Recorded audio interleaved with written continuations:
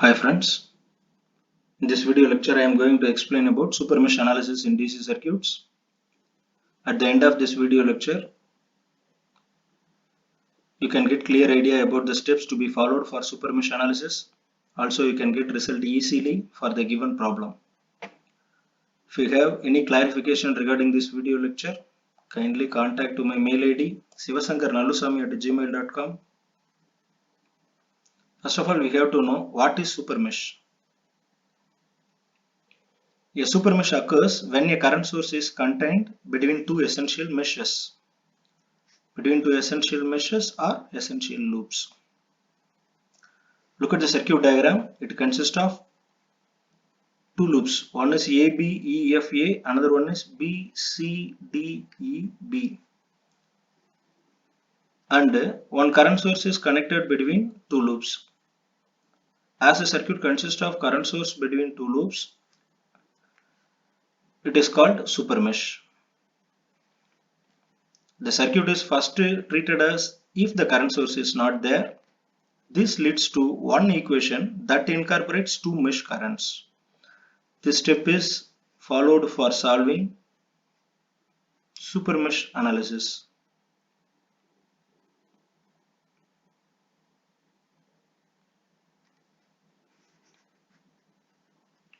Problem number 2. Find the current through branch AB using mesh analysis. Problem number 1 was solved for normal mesh analysis problem in previous video lecture. In this video lecture, we are going to solve problem for supermesh analysis.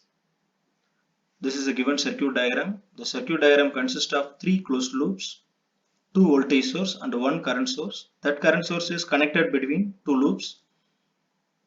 As a circuit diagram consists of current source between two loops, we need to go for supermesh analysis. They asked current through branch AB. That means current flow through 3 ohm resistor. That is what we need to find. Let us go for solution. We have redrawn the circuit diagram once again. In the given circuit, terminals A and B are indicated. The remaining terminals are going to indicate using alphabets like C, D, E, F, G and H. Look at the circuit. After indicating the terminals, 5 amps current source is connected between terminal H and E. Next step is indicating the loop currents. For first loop, I1 current is indicated in clockwise direction. Second loop, I2 current is indicated in clockwise direction. Third loop also indicated in clockwise direction.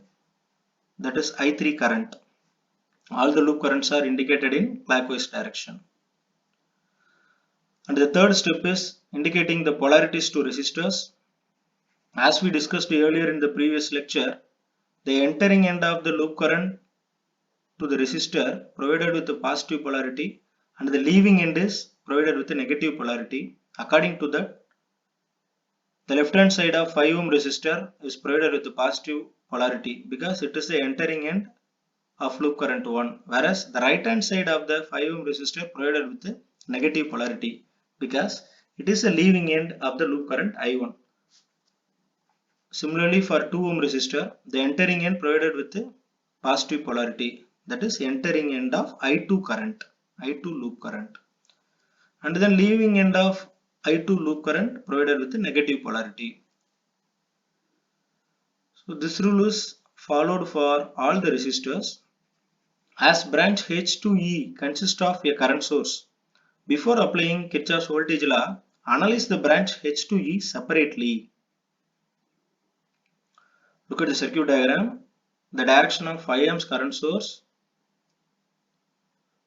towards branch H, that means upward direction. As the current source connected between two loops, first loop and second loop, we have to consider these two loop currents for 5 amps current. I1 loop current is opposite to 5 amps source, whereas the direction of I2 loop current is with the same direction of 5 amps current source. Now you can write the equation easily, that is I2 minus I1 is equal to 5. Why plus I2? Because the direction of loop current I2 and 5 amp source are same, so plus I2. Whereas for I1, it is opposite to 5 amps current source, so it is minus I1. So now the equation is I2 minus I1 is equal to 5. That gives equation number 1.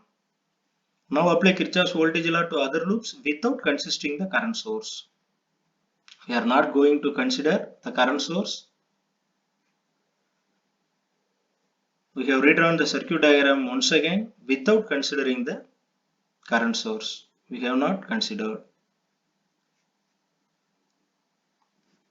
Now take as a single loop G, H, A, D, E, F, G. This loop considered as single loop, and it consists of 5 ohm resistor, 2 ohm resistor, 6 ohm resistor and 6 volt source.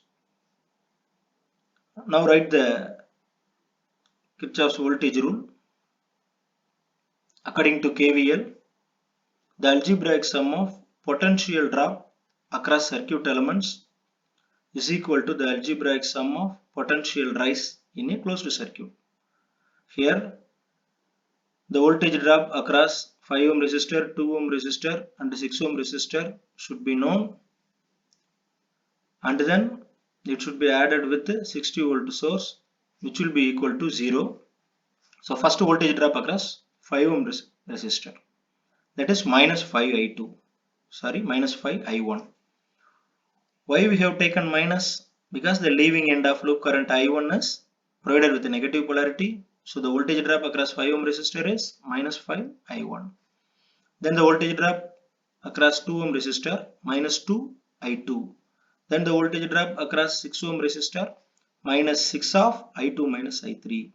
Minus 6 of plus I2 minus I3. Why we have considered plus I2 and minus I3? Because I2 is always considered as positive in its corresponding loop, whereas I3 is opposite to that of I2, so it is minus I3. Plus 60 is source. Why we have taken plus 60? Because the leaving end of I1 loop current is positive polarity of voltage source. So plus 60 is equal to 0. Consider this equation as number 1. Now take the second loop A, B, C, D, A.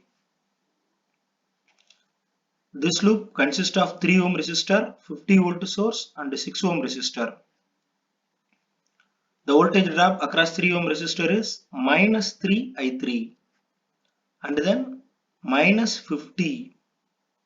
The leaving end of I3 current is negative polarity of voltage source, so minus 50. Then voltage drop across 6 ohm resistor minus 6 of I3 minus I2 plus I3 minus I2. Why plus I3? In third loop, I3 current always considered as positive, so plus I3. Whereas I2 is opposite to that of I3, so minus I2 is equal to 0. Now simplify this equation. That gives equation number 3. 6I2 minus 9I3 is equal to 50. We have 3 equations. Based on these 3 equations, we are going to get the value of current flow through 3 ohm resistor. For that, we are going to apply Cramer's rule. As we have 3 closed loop in the given circuit, we are going to take 3 cross 3 matrix. If the given circuit is provided with a 2 closed loop, then we have to take 2 cross 2 matrix. Here 3 closed loop, so we have taken 3 cross 3 matrix. According to Cramer's rule, first we have to find the value of del, that is D. So 3 cross 3 matrix, so 3 rows and 3 columns. To write the first row, consider equation number 1.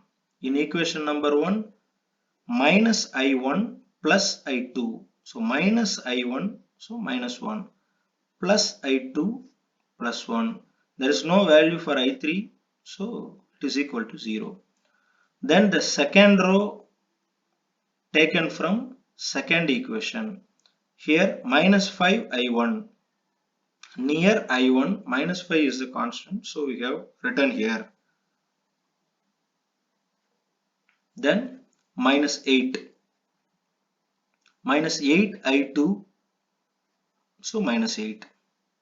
Then plus 6 I3. Here plus 6 is constant near I3, so plus 6. Then consider equation number 3. From equation number 3, we have written third row. Here there is no values for I1, so 0 is written here. For I2, 6. For I3, minus 9. By solving this, you can get the value of minus 81. Here, we need to know the current through branch AB. Current through branch AB is I3. I3 is the loop current flowing in third loop. So, we have to replace third column using the right hand side of equation 1, 2, 3. Instead of writing 0, you have to write 5. Instead of writing plus 6, you have to write minus 60. Then instead of writing minus 9, you have to write 50. We can get the value of 140 for D3. According to Cramer's rule, the loop current I3 is the ratio between D3 and D. The value of D3 is 140, the value of D is minus 81. That is equal to minus 1.7283 amps. Dear students, current flow through 3 ohm resistor or current through branch AB is minus 1.7283 amps. For our assumptions, we have negative sign in the answer. So in your result, you have to write current through branch AB is plus 1.728 amps, that is flowing from terminal B to A. This is the final answer. Thank you friends.